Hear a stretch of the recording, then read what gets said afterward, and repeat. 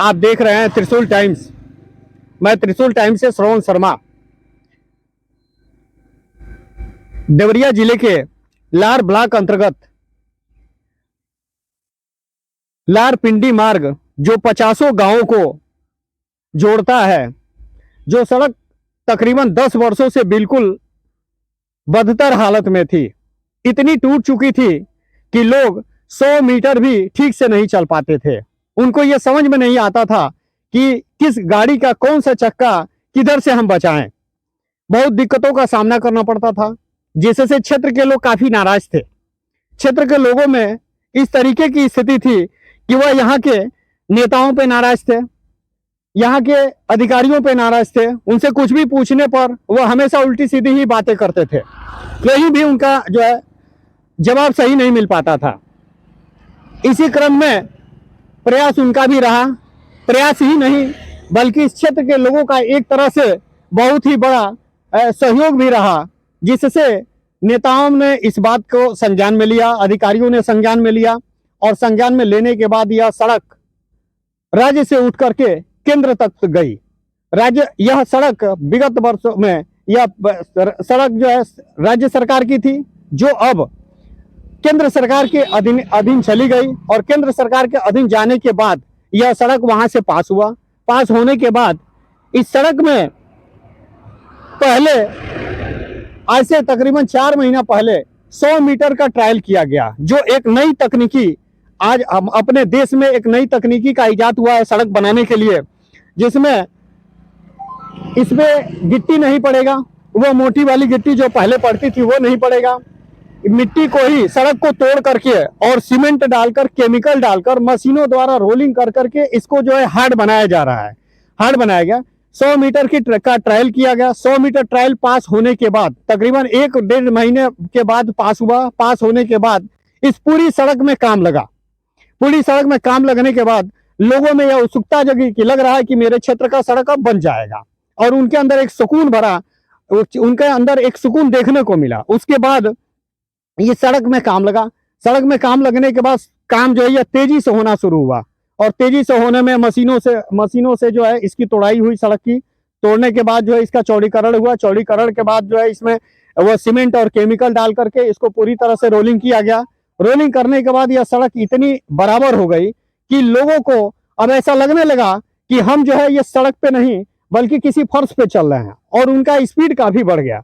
काफी स्पीड बढ़ने के बाद लोग देखेंगे कि आप बेतहाशा बहुत तेजी से जो है गाड़ियां चला रहे हैं, उनको यातायात नियमों के पालन करने का कोई ध्यान नहीं है।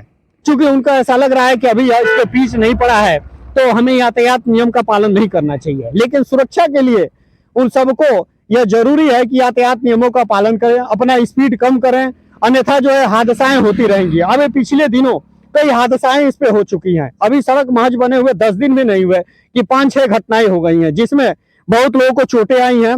किसी का हाथ टूटा हुआ है, किसी को सिर में चोट आया है, किसी को शरीर में चोट आया है। यह चीजें जो है इसी तरीके से यह हादसा का एक कारण बनता जा रहा है। अगर लोगों की स्पीड यही रही तो बहुत लोग हादसे के शिकार हो जाएंगे।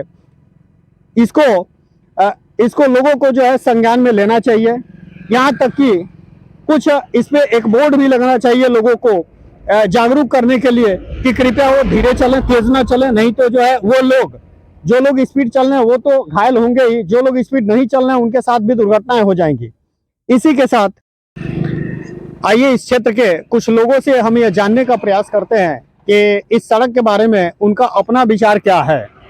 इसी क्रम में आइए हम एक व्यक्ति जो है हमारे पास मौजूद है और मैं उनसे यह जानने का प्रयास कर रहा हूं कि यह सड़क जो है कब से टूटी हुई थी। आपका शुभ नाम? मेरा नाम अमित कुमार बरनवाल है। मैं लार बाजार का निवासी हूँ। इस रोड से लगभग कई वर्षों से आना जाना हमारा लगा रहता है। पिंडी हम लोग का व्यवसाय है। और ये आप इस सड़क को, जब आप ये लार के निवासी हैं तो ये जानते होंगे कि यह सड़क कितने दिनों से टूटी हुई है। कितने दिनों से सड़क टूटी हुई थी? ये सड़क लगभग 10 वर्षों से टूटी हुई है। कितने जनप्रतिनिधियों के सामने इसका आंदोलन भी किया गया है। कई 2 कार्यकाल आ जाता है। पहले कार्यकाल में इस सड़क पे संज्ञान नहीं लिया गया।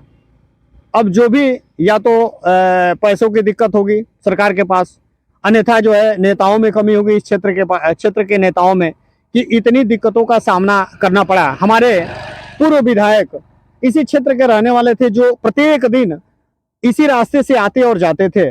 पूर्व विधायक जो है हमेशा इसी रास्ते से जाना और आना लगा रहता था, तो वो भी इस सड़क को नहीं बनवा पाए। उनके कार्यकाल में ये सड़क नहीं बना।